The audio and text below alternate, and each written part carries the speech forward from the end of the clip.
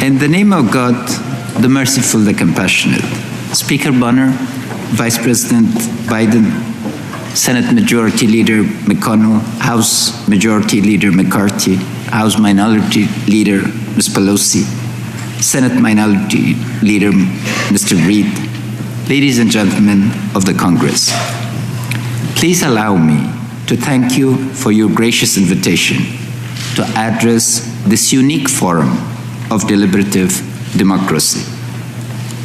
Above all else, I'd like to begin by thanking the people of the United States whose generous support for my country has been of such immense value in advancing the cause of freedom.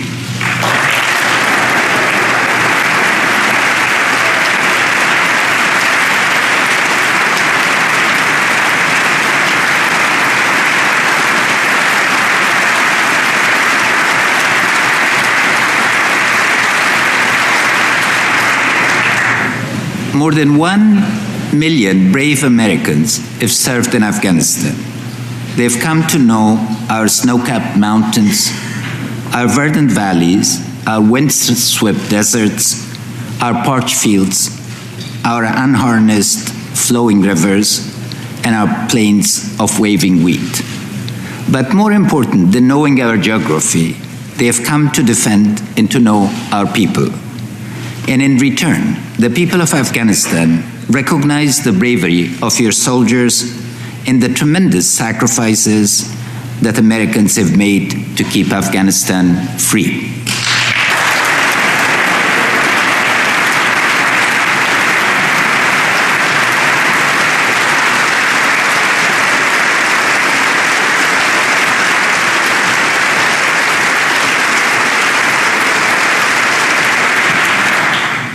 We owe a profound debt to the 2,315 servicemen and women killed and the more than 20,000 who have been wounded in service to your country and ours.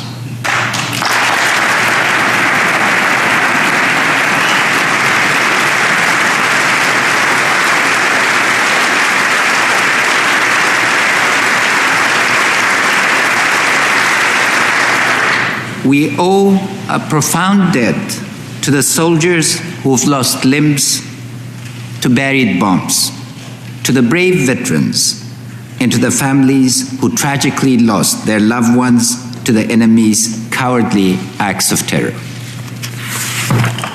We owe a profound debt to the many Americans who've come to build schools, repair wells, and cure the sick. And we must acknowledge with appreciation that at the end of the day, it's the ordinary Americans whose hard-earned taxes have over the years built the partnership that has led to our conversation today. I want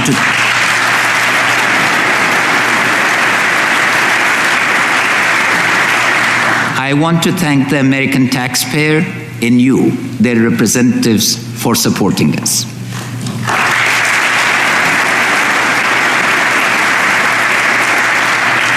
The service of American men and women, civilian or military, in our country has been made possible by the bipartisan support of the Congress of the United States. On behalf of our Parliament and people, I salute and thank you. It has always been a pleasure to receive and interact with congressmen and women during your visits to Afghanistan. Please do come again and again. And if you're reservists, please come in your proud uniforms.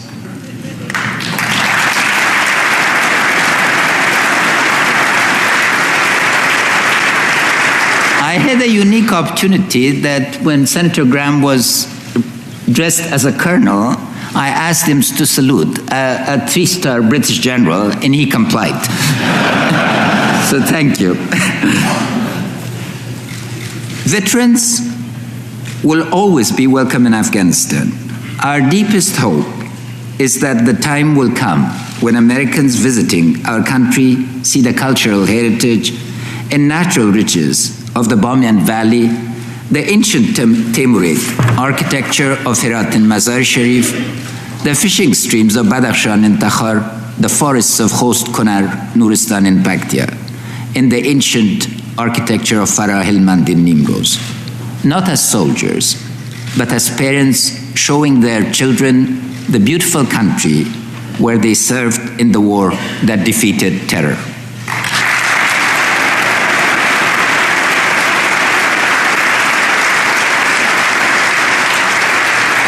On behalf of my entire country, when that day comes, you will be our most welcome and honored guests.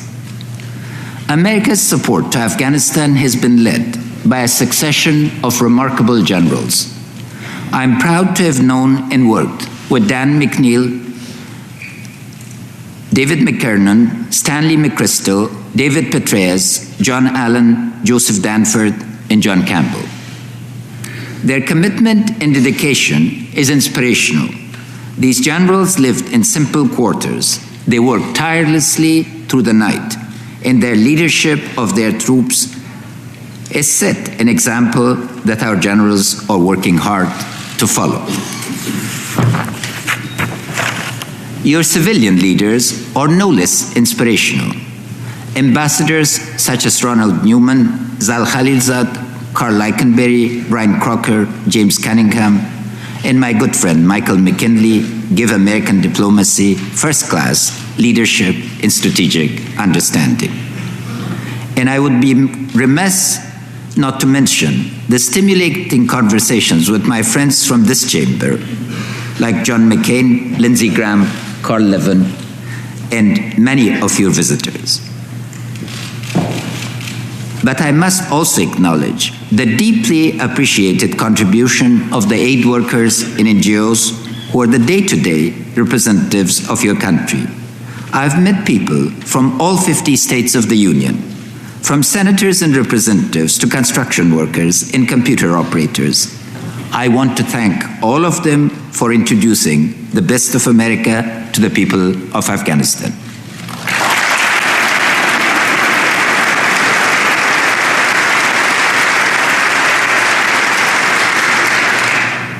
And finally, I would like to thank President Obama.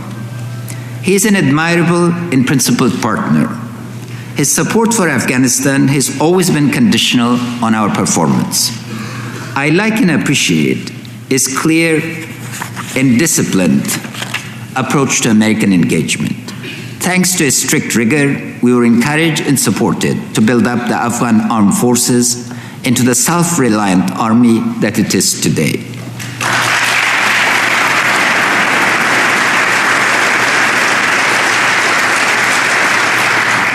Because he stood firm on the deadline for the surge and the transition, the U.S. Army pulled off a logistical near miracle.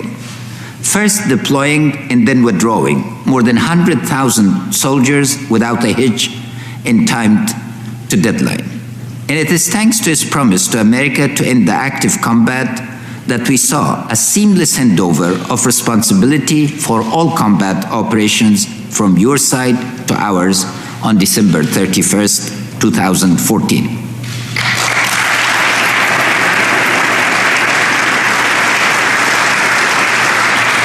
U.S. soldiers are no longer engaged in combat.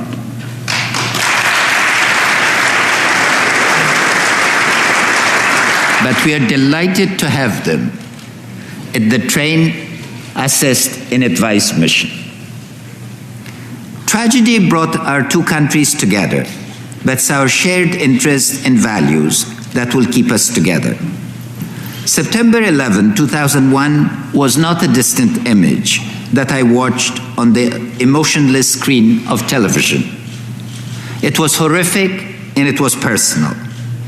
I was in my office at the World Bank when the first plane smashed into the World Trade Center and forever changed the lives of each and every one of us. New York is a special place for me and my family. My wife and I are both graduates of Columbia University. I was another beneficiary of America's wonderful generosity that has built so many long-standing friendships through its unparalleled universities. I ate corned beef at Katz's, New York's greatest, greasiest, pickle-lined melting pot.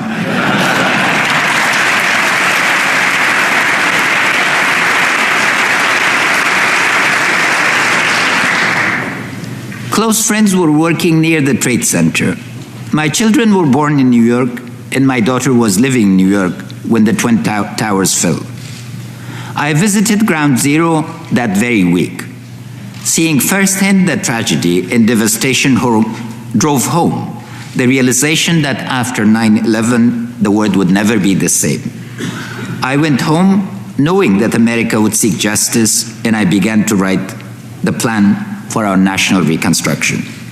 Indeed, justice came swiftly. Al-Qaeda terrorists were killed or driven underground. The Taliban, acknowledging their losses after the initial encounters, quickly vacated the cities, with their leadership moving to Pakistan and their rank and file returning to their villages. There was considerable anxiety about how the Afghan people would respond to the American presence.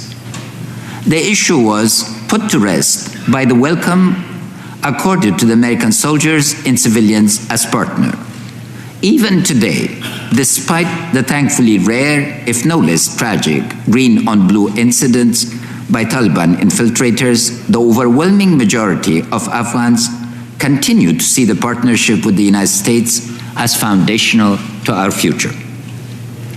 There is no better proof of this than last October's overwhelming and immediate parliamentary approval of the bilateral security agreement and the status of forces agreement, both of which testified to our desire to continue the partnership.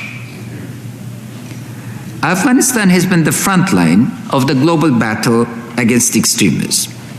America, as a result, has been safe, but that safety has been ensured through the loss of American and Afghan lives in the fight against terror.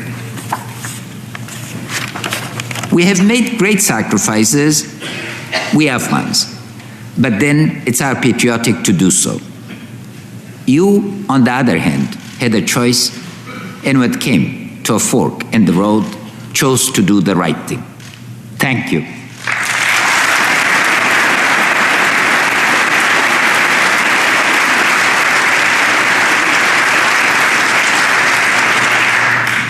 Most recently, due to the refusal of our previous government to sign the bilateral security agreement and the status of forces agreement with NATO, we had lost momentum, and both partners had to operate under uncertainty, resulting some 8 months of lost time in the most critical moment of transition.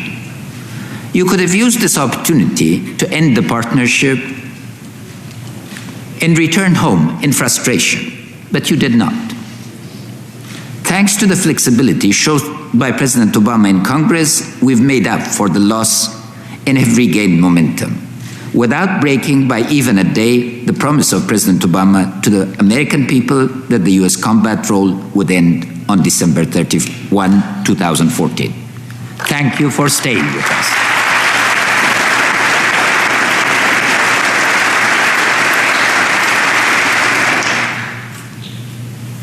I would like to talk a little about our partnership because it's evolving.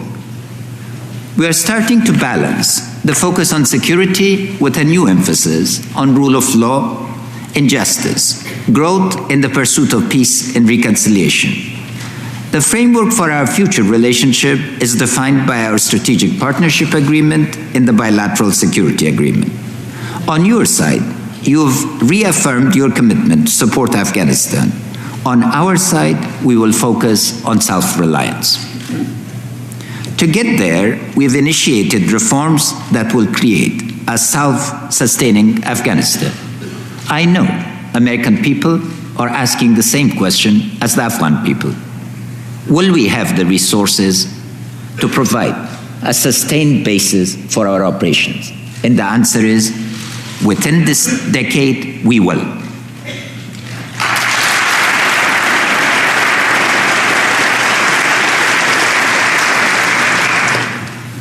As the current phase of our relationship draws to a close, our appreciation for the depth of American contribution to our people cannot be measured in words alone, but can be seen quite literally in the number of Afghans whose futures have been changed thanks to America and its allies.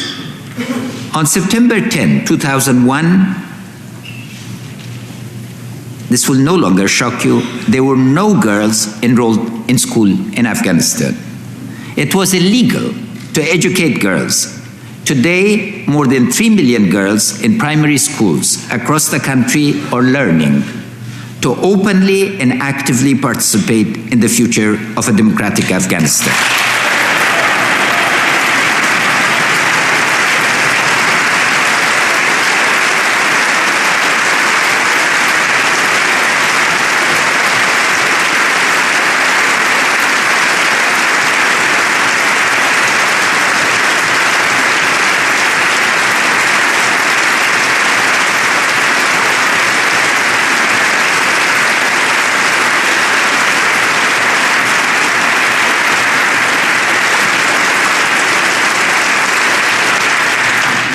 Their parents, thank you.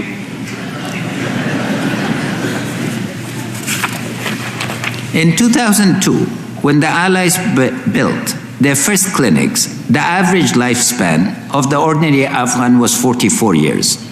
Today, it's over 60. Their children, thank you.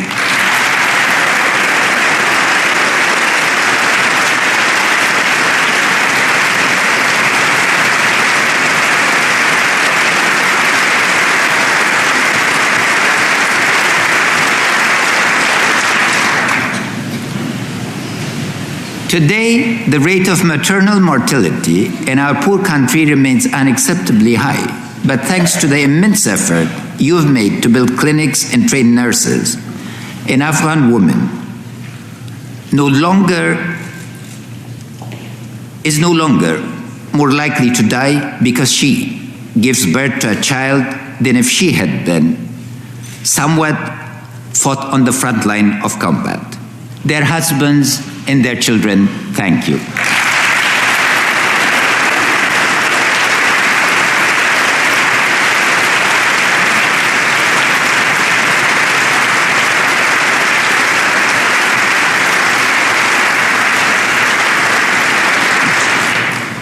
Our partnership with America and its allies has brought our country hope where we had none.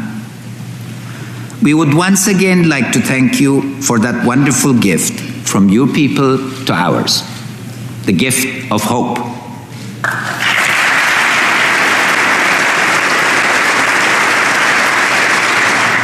But in Afghanistan, there's a saying that no gift can remain unreciprocated. Today, I would like to return that gift of reborn hope by offering the American people a partnership with a nation that is committed to the cause of freedom and that will join the fight against the growing threat of terrorism.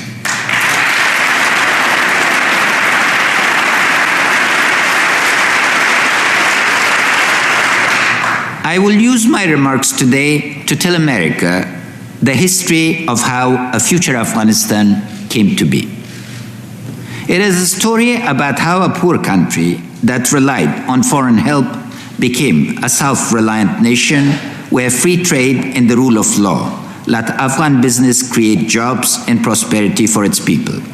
It is also a story about how a country that had been ravaged by conflict became a platform for peace and regional stability and prosperity. Ladies and gentlemen, the story about Afghanistan's path to self-reliance has already started. It began with last year's election and the formation of our national unity government. Afghanistan's external image is of a traditional country that has been frozen in time.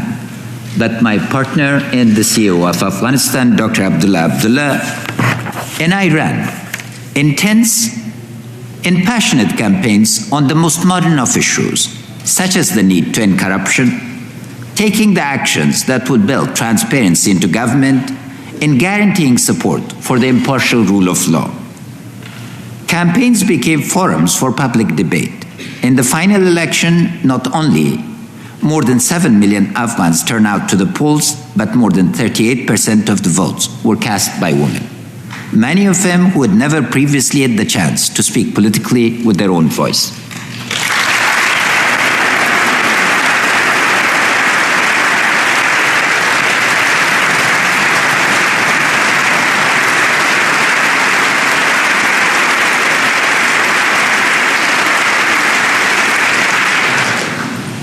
There's no denying that the election was hard fought. But in the end, we chose the politics of unity over the politics of division. The National Unity Government brings together all parts of the country to make the government the arena where disputes are raised and resolved. Dr. Abdullah and myself may not initially agree on every issue, but we both believe deeply that spirited debate will produce better outcomes than will confrontational stalemate. We not only work together, we like working well together.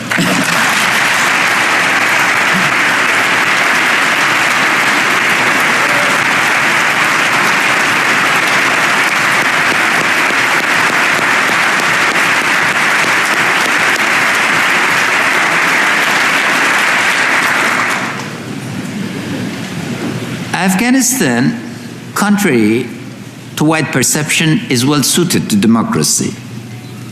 Like Americans, Afghans are individualists. None of us differs to anyone else. We have neither head caste nor class, so persuading each other is an art form. Our key characteristics are our openness and hospitality. We believe in equality. Even in the most traditional parts of the country, our leadership must earn rather than inherit their position. There's a strong public conscience. People are expected to act for the common good. We love debate. Ladies and gentlemen, please allow me to introduce you to Afghanistan. We're an old country with a proud heritage and a history of trade with our neighbors. We've had bills of exchange for at least 2,000 years. And our women could write 2,500 years ago. For at least 3 millennia, we've been a hub for the caravans and trade networks that spread across Asia, bringing Chinese silk and Indian textiles to ancient Rome and Renaissance Italy. The 19th century disrupted this world as it did in so many other places. Afghanistan became an isolated buffer caught between two expanding empires. The emergence of the Soviet Union further isolated our country, culminating in the 1979 invasion and the subsequent war of resistance. Today, however, the isolation is over. First, awareness is growing that Afghanistan is quite literally the heart of Asia. Asia cannot become a continental economy without us. Asia in the next 25 years will have its 1869 moment, the year that the east and west coasts of the United States were joined through the transcontinental railway. But this completion of a new interconnected Asia cannot happen without us. We are in the midst of 3.5 billion people, and we should be able to export something and not just import. Our fragmented geography can once again become the opportunity for integrating Central, West, East, and South Asia into a network that supports stability and prosperity over a vast swath of world surface. Diplomatic efforts to advance integration can free up cross-border trade and support multi-country investments in energy, transport, and water. And this again is beginning. The first major project between Central Asia and South Asia, called CASA 1000, for transmitting energy from Kyrgyzstan to India, to Pakistan, is already underway. And I truly believe that diplomatic efforts backed by the leaders of our countries will build the peace and prosperity for South and Central Asia in the same way that the common market has done so for Europe and ASEAN has done for our neighboring region to the east. We envisage in Afghanistan that in the 20 years has become a hub of trade in gas pipelines, power transmission lines, railways, modern telecom, and banking services. But American support for all of these is essential, and we thank you for that commitment.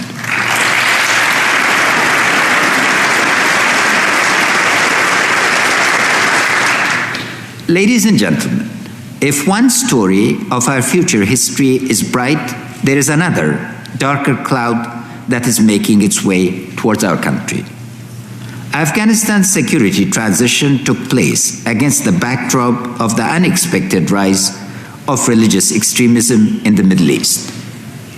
The promise of the Arab Spring gave way to the emergence of Daesh terror and collapse of states. But the changed ecology of terror could have not formed without some states tolerating, financing, providing sanctuary, and using violent non-state actors as instruments of short-sighted policies. It is critical that the world understand the terrible threat that the Daesh and its allied forces pose to the states of Western and Central Asia. Terrorist movements whose goal is to destabilize every state in the region are looking for new bases of operation. We are the front line. But terrorists neither recognize boundaries nor require passports to spread their message of hate and discord. From the west, the Daesh is already sending advance guards to southern and western Afghanistan to test our vulnerabilities. To the south, Pakistan's counterinsurgency operations, in which more than 40,000 people have already died, are pushing the Taliban from South Waziristan towards Afghanistan's border regions. Criminalization of the economy is an indispensable part of this new ecology of terror. Control over the narcotics trade is providing the financing for these groups to find weapons and recruits, blurring the lines between criminal economics and criminal politics. Each of these groups poses a clear and present danger to our neighbors, to the Arab Islamic world, and to the world at large. Afghanistan is carrying forward everyone's fight by containing this threat. But extremism is becoming a system, one that, like a dangerous virus, is constantly mutating, becoming more lethal, very media savvy, well-financed, and thriving on state weakness and an overall lack of regional coordination. To date, Afghanistan's people have rejected the allure of violent movements. We are willing to speak truth to terror.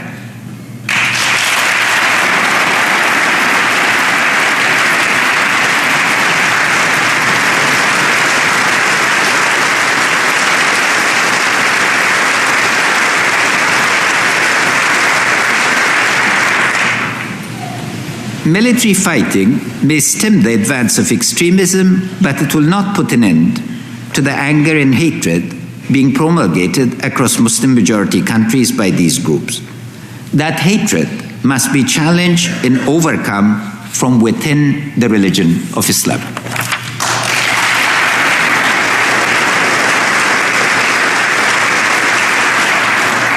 The heart of the issue remains who is entitled to speak for Islam. Leaders, intellectuals, and those many millions of Muslims who believe that Islam is a religion of tolerance and virtue must find their voice. Silence is not acceptable.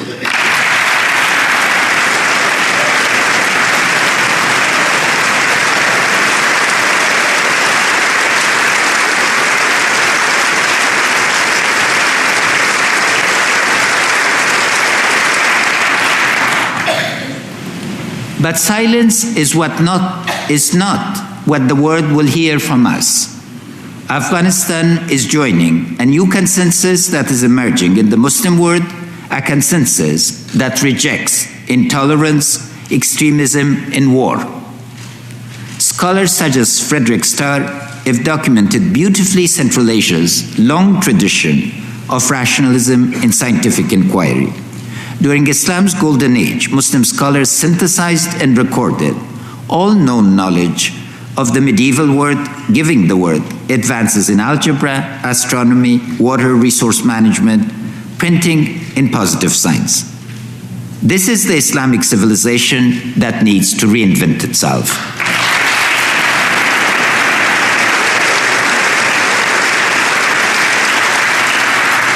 The Islamic world must understand its own gloriously tolerant and inquisitive past. It must re-engage with the world openly and without paranoia of encirclement.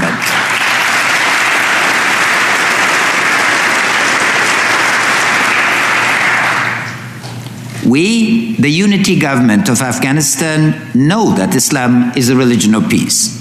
We are responding to extremist threat by building partnership in the global, regional, Islamic, and national levels of governance.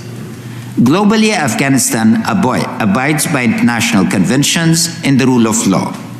We're staunch supporters of the Universal Declaration of Human Rights, which is firmly embedded in our Constitution, obliging the state to achieve these rights for our citizens. We're committed to support our independent Human Rights Commission, and I'm pleased that Dr. Seema Samar, a tireless champion of human rights, is a member of this delegation and is today sitting in the audience of this great chamber.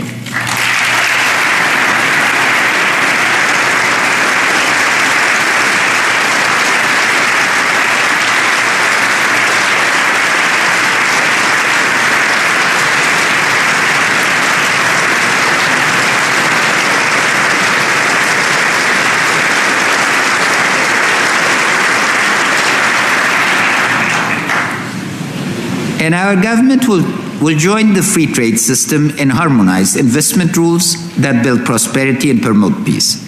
Regionally, we are engaging our neighbors across Asia to build trust in trade. Afghanistan will become a platform for cooperation in a vast region that extends from India to Azerbaijan and beyond. We've already made significant headway in making the vision of the Lapis Lazuli corridor that will link us to Turkmenistan, Azerbaijan, Georgia, Turkey, and Europe into reality. And thank you, members of Congress, for wearing lapis lazuli.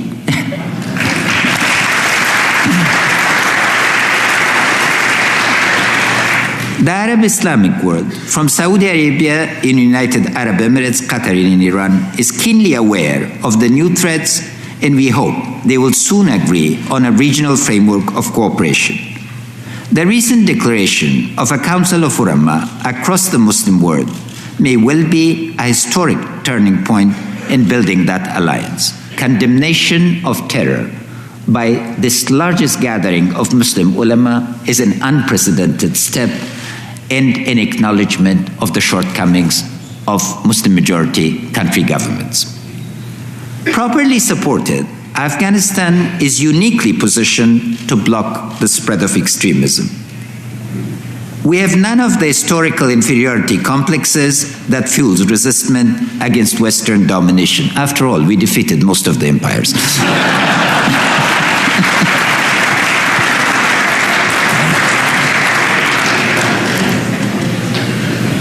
With the better exception of the aberrant Taliban regime, Afghan Islam has traditionally been inclusive and reflective, not violent and angry. And after 36 years of conflict, our people are well vaccinated against the seduction of ideologically based conflicts. Our people, our children, desperately want to be normal. Ordinary is what has escaped us, and we really like to be leading ordinary lives. To go to school and come back. To shop without being blown up. To play volleyball without being attacked. So many children have I held in my arms who've been mutilated. That must not be permitted and cannot be permitted and will not be permitted.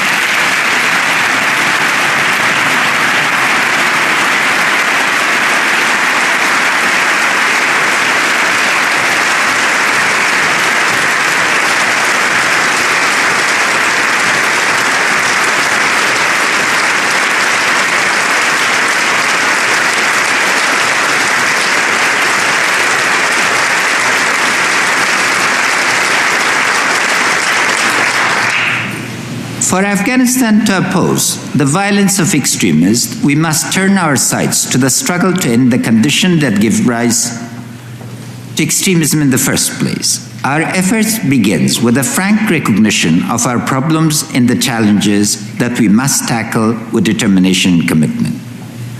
Nearly 40 years of conflict have produced a country where corruption permeates our government. Until we root out this cancer, our government will never generate the trust to win in hearts of our people or the trust of your taxpayers. We will eliminate corruption.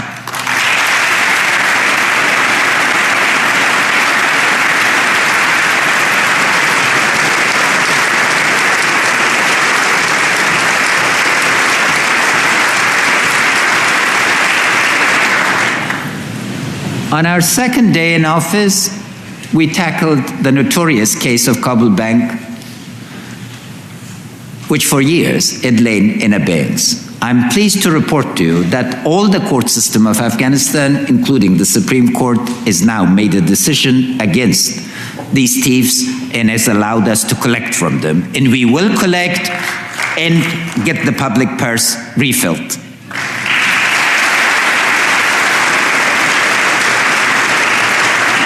Ladies and gentlemen, ending corruption and impunity are the precursors of self-reliance. But the true test will be whether we can restore the fiscal basis of public expenditure. We must create the environment where private investment, sustainable natural resources, and critical market-linking infrastructure development provide our youth with jobs, help us balance the budget, and launch the virtuous cycle that will let freed markets build our nation's wealth. Here I'm pleased to report that we are reversing decades of mismanagement. We've just reached agreement with the IMF, but more significantly, we are determined to create the wealth that would not make us dependent. During this decade, we can assure you that we will be able to pay both for our security and delivery of our services.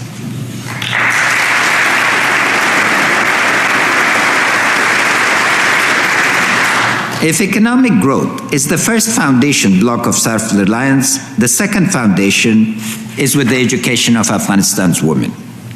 No country in the modern world can be self-reliant with half of its population locked away, uneducated and unable to contribute its energy, creativity, and drive to national development.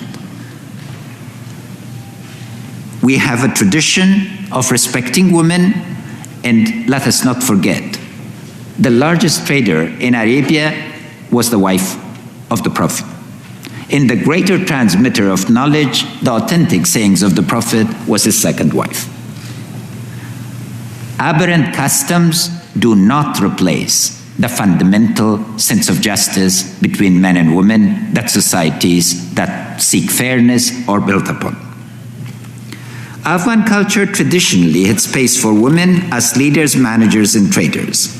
The gender apartheid imposed by the Taliban came from people who'd grown up outside of families, in refugee camps, and religious boarding schools.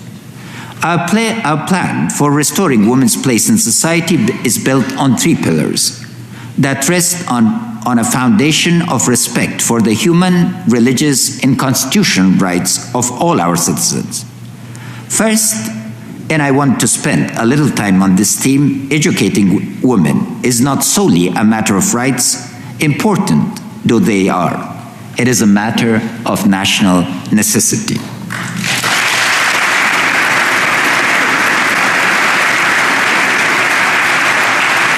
I've said in the past that educating one Afghan young girl will change the next 5 generations of a family. I would not be standing before you today as an educated man and my grandmother in exile in India who'd learned to read under the British, not taken it upon herself to make sure that I would match my youthful passion for hunting and riding horses with mastering the classics in Dari and Pashto and striving to excel in foreign languages. Thank you, grandmother.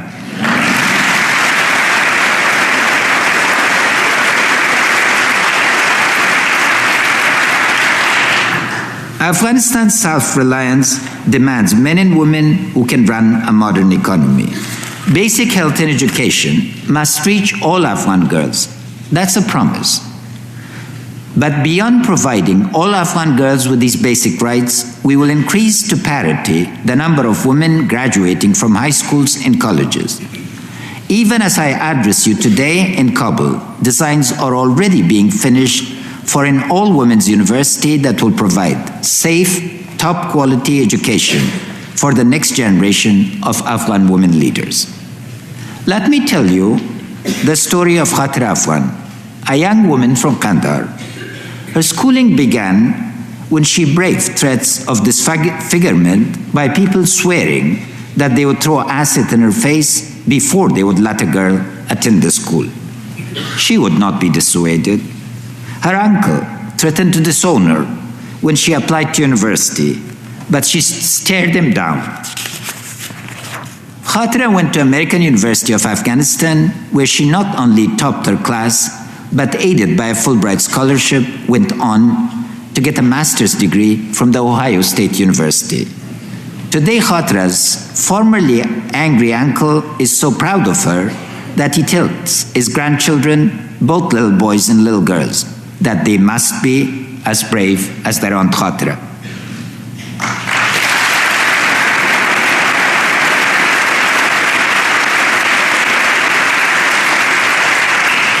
Khatira, like thousands of Afghan women, thanks America for those opportunities, for the primary school teachers, for the university in Kabul, for the scholarship to Ohio, that changed her life and her children's future. And she is dedicated to create opportunities for millions of other Afghans.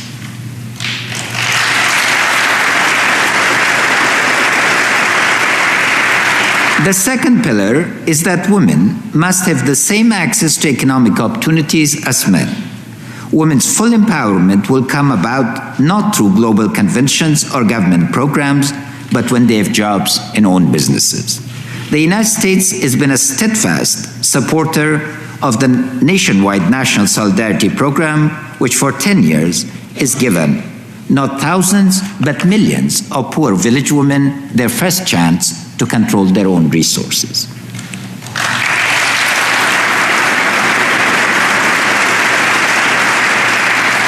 Our third and final foundational belief is that a mental and cultural revolution must take place over treatment of women in and by our society.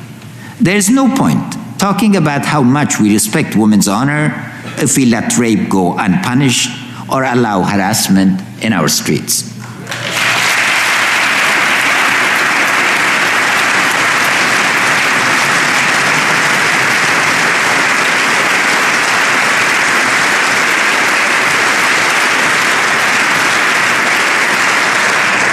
We've signed the global conventions to end violence and discrimination against women. We will implement them vigorously, but work is still needed to convince our people that the protection of women's rights is part and parcel of their own quest for social justice. I personally, as the leader of Afghanistan, am committed to working with the ulama, activists, and thought leaders of our country to bring about this mental change. Both the CEO, Dr. Abdullah, and I will insist that the officials of our government set the national standards for workplace fairness.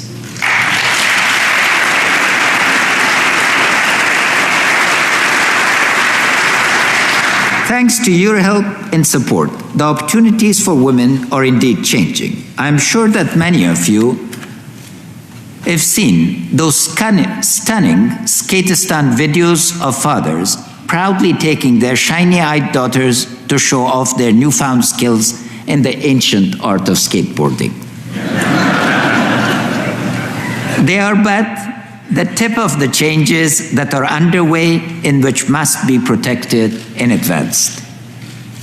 I am meeting frequently women who are entertaining seriously the idea of becoming the first woman president of Afghanistan, and we will support them.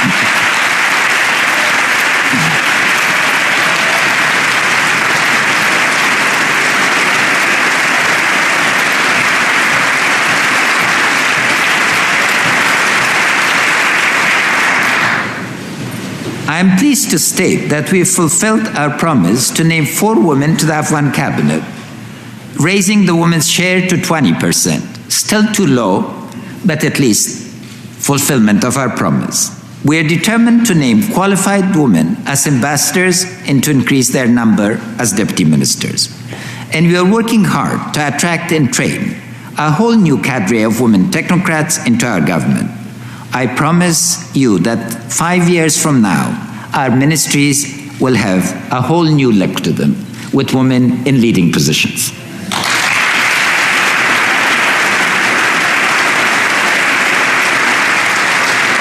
We are a country of young people. The absolute majority of people are under 30 years of age. Youth are invested in the future, not in repeating the past. Jobs and engagement with the world are their first priority. Despite all of the assistance that Afghanistan has received over the years, 30% of the population still lives below the poverty line, lacking even basic services such as clean water or household electricity. This cannot continue. We have articulated a citizen charter that will guide the investments that are needed to reduce poverty across the nation and prepare the next generation for capitalizing on the new opportunities that a thriving economy can provide. Ladies and gentlemen, so far I've talked about how we will achieve self-reliance by ending corruption, balancing the budget, mobilizing the energies of our women and youth, and growing the economy. Let me now turn to the elephant that is lurking in the back of the room. We must secure peace.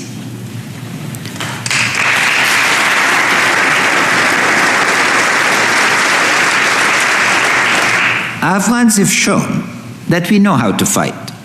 Unfortunately, we've inherited that skill for 3 millennia. Since as far back as the invasions of Alexander and the more modern expulsion of the Soviet Union, Afghans have shown that we will protect our country against foreign attack, no matter how steep the price or how well armed the intruder. I have no doubt that provided that they continue to receive equipment and training, our armed forces will stand firm against any efforts by outside extremists to build a base inside our territory. But we must now show that we can also bring peace. Our strategy is built around 3 initiatives. The first is to use our diplomacy to build a community of nations that is committed to stability in Asia. Dr. Abdullah and I have met with the leaders of Pakistan, India, Kazakhstan, Turkmenistan, Azerbaijan, Saudi Arabia, the Emirates, and China, among others. Their commitment for building mutual security across nations includes ending the financing and sanctuary for extremist groups. The second initiative is to build up the ability of our armed forces to project the elected government across our entire national territory. Our partnership with the United States and ISAF, now transformed into the Resolute Support Mission, is given Afghanistan a well-trained army that is bringing the fight to the enemy. We are no longer on the defensive, but have taken the offensive. On December 31, 2014, all combat operations were handed over to Afghan National Security Forces. General John Campbell, the U.S. commander of Resolute Support Mission, is publicly testified in this very chamber that the Afghan Army's professionalism and morale meet all of a military man's expectations. Thanks to our Army, we will negotiate with the Taliban from a position of strength, not weakness, so that the hard-fought gains in education, health, government, media freedom, and women's rights are not lost.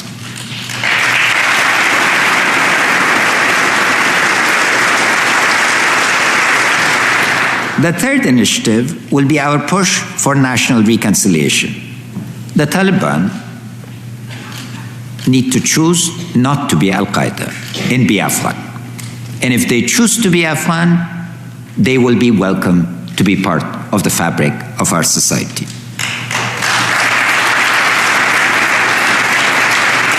Many believe themselves to be patriots rebelling against the corruption and criminality that they saw in their towns and villages.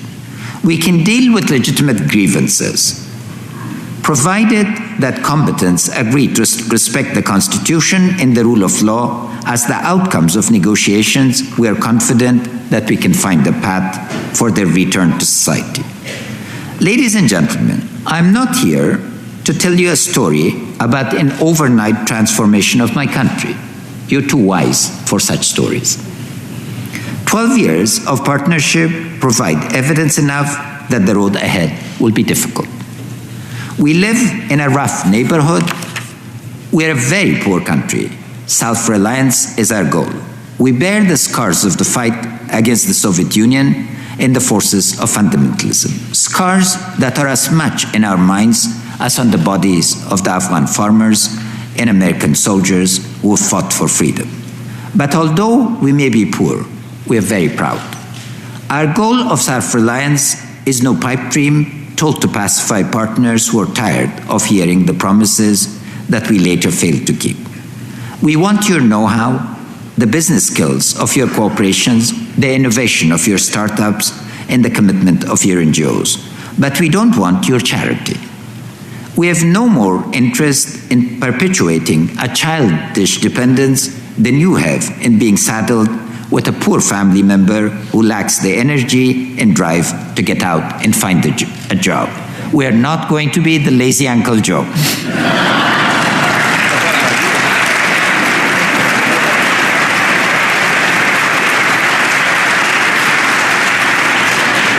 Afghanistan can and will be an enduring success. Your support, your understanding, and your commitment to our country vain. Afghanistan will be the graveyard of Al-Qaeda and their foreign terrorist associates.